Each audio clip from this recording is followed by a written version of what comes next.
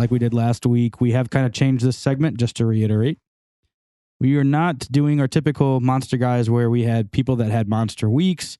We are actually trying to think about the future and predict. These aren't all like we think they're going to finish top 5 or top 10 on the week, but some of them are just like confidence plays. Right. But some of them are even shots in the dark that like maybe you might not even be thinking about that could have really good weeks. Yeah. So let's start. Let's get tight ends out of the way because we hate them. Okay. So who's your tight end for this week? I'm going Kyle Pitts. Really? He's been, last week especially, he was showing some of his big play potential. He's been seeing the targets in this offense, and I think this is the game where he gets in the end zone and he can have a big game in this against the Giants for Atlanta. Their offense starting to come alive a little bit. Yeah. I mean, I don't mind it. I mean, Atlanta's definitely been struggling. I will say that. But Kyle Pitts he's been looking fine. I mean, he's definitely getting the targets, which we knew he would. Yeah, he's making some big plays out there. Yeah. My tight end for this week, TJ Hawkinson.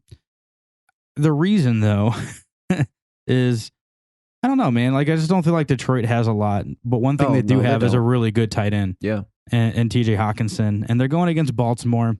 And Baltimore, don't get me wrong, I think will ultimately win this game. Oh, yeah.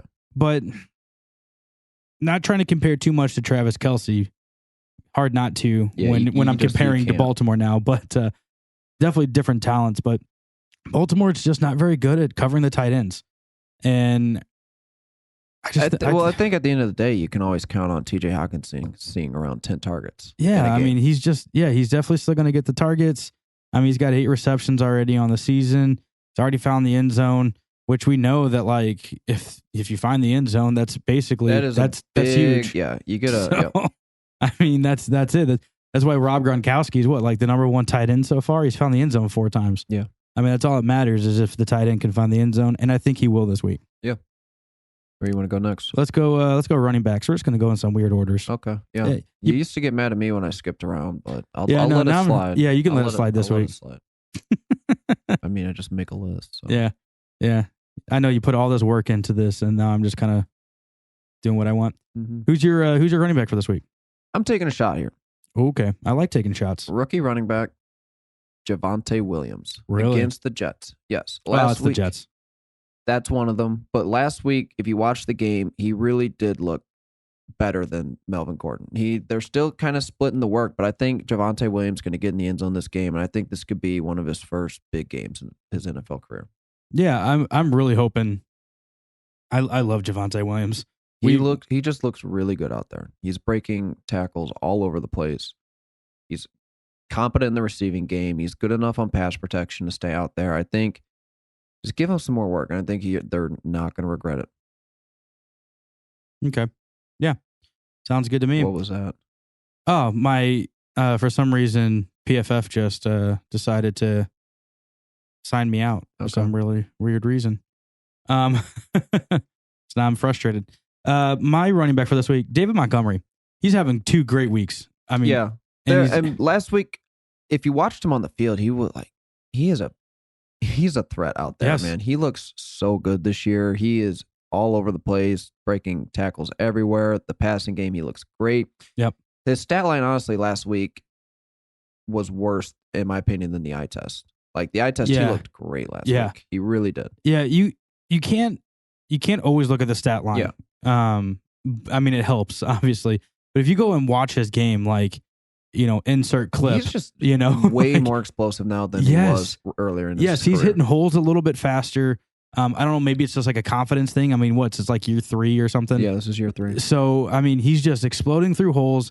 And honestly, like, he's the only thing in this offense where I'm kind of like super excited about. We'll talk about the Bears a little more later, but yeah, I mean, it's just he looks great this year. He's somebody that I've been targeting in trades. Like, I'm trying to get him. Yeah, I would. Yeah, I definitely go after him. All right, let's go wide receivers. Okay, you go first here. Cortland Sutton. Love it. He just came off a big week. I was so glad to see this. I was so glad we both were because we have him in our listener league and we needed a big week. Off of week 1, we had to start him in the league last week, and it ended up paying off. And you had to feel good about it just because Judy's out. So he's the top receiver. He's going to see the most targets. But he was more than that. He looked the part. He was out there all over the field, terrorizing the defense, making big plays downfield. And he could have had a bigger day. There were a couple passes where they just missed. Cortland Sutton had a great week coming off that week 1 what was happening game. Yeah, I mean, Judy goes down, so I was really hoping, and we kind of talked about this briefly last week in our preview segment, but I was really hoping that he was going to step up, and reports came out that they were kind of tentative with him. Yeah. They weren't really tentative with him this week. Targets was a problem, and I believe he didn't see his first target in that game till like a minute before halftime in week 1. Right. It doesn't make sense because they were like, oh, it was game scripted in is what they came out and were saying, and I'm like, but you had him on the field. You had him on the field. If you were game scripting that, you wouldn't have had him on the field. Like, that's my thing. I mean, yeah, people get healthier in 1 week, but not that much healthier. Right. Right. So I don't know, but I'm really looking at him this week. I mean, he's playing the Jets, so the Jets their defense hasn't looked. Actually, their defense looks a lot better than their offense, but it's still the Jets. I think they're going to have plenty of time to pass this, basically just to have fun on the offense. So. Yep. My wide receiver is A.J. Brown. Now, this is definitely a confidence play because it hasn't been great so far. Week 1, he got in the end zone. It hasn't been that awful. It's been awful. Last week, he had a couple drops in the game, but they were so close on a lot of plays. This could have been he could have had a better game than Julio last week. I think this is the game where A.J. Brown comes back to, it's A.J. Brown out there. He's going to have a big game against Indy. Yeah, I would really like to see it. It's not that he's been like terrible, but like one of his drops last week was really bad. And then there was another one that was just like, it was just a tough play. He didn't make it, but and there were just a couple throws that were just slightly off, but there was one drop he had that if he would have caught it, we would have been like, my God, that was an amazing catch. There was the one real bad drop, I believe, was early in the game, and they still went to him. I mean, he's still seeing plenty of targets in that you want to see. So I still feel very confident in A.J. Brown. All right, let's chat quarterbacks. Yep. These are a little bit easier. Yeah. I definitely got Kyler Murray. Yeah, I shouldn't allow this. Yeah, of course, Kyler Murray. Yeah, Kyler Murray. The reason he's a monster guy is because he's literally going to be a boss this week. Yeah. Like, he's going to be a stud. Jacksonville's just been awful.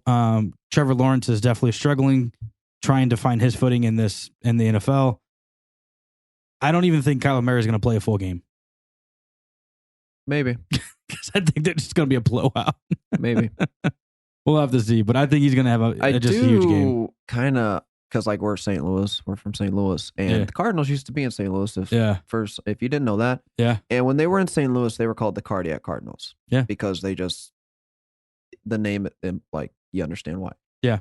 I think these are the Cardiac Cardinals are back. Because the Cardinal games like go from the highest of highs and moments to just like what's happening, and then it comes back and it it's just always seesawing between like they look incredible and they don't look that good at all.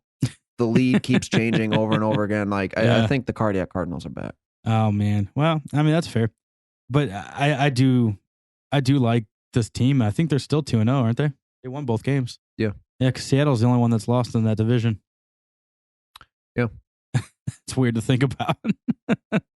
So my quarterback is Justin Herbert against the Chiefs. Oof. Herbert, NFL wise, he's looked good. Fantasy wise, he just hasn't put up that many points the first 2 weeks. I think this is a week where he'll explode. He's going to have to. Chiefs, even though they lost in a tough loss against Baltimore, they still put up a ton of points in the game. I think the Chargers are just going to have to match the Chiefs, and I think Herbert's going to step up to the plate and do it. What you looking at? I'm trying to find. Can't be right. I don't even see him on my list. I'm trying to find his points per game. Herbert? Yeah. He can't be that low. Yeah, no. I don't know why I can't find him on my list. He's at 14 points per game.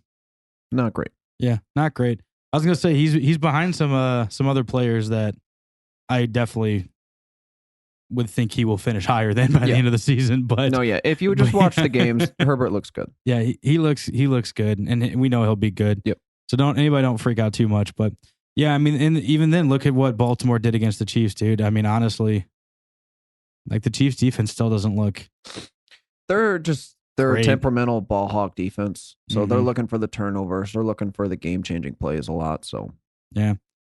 All right. Well, that's our monster, guys. Let us know what your guys' thoughts are if you disagree.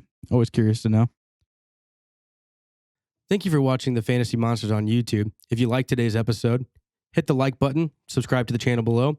We also have a merch store we want you to check out with all new gear that we've got available. That'll be in the description. Also, if you want to see any past videos, you can check that out as well. Thank you so much for watching the Fantasy Monsters. We'll catch you next time. have a go.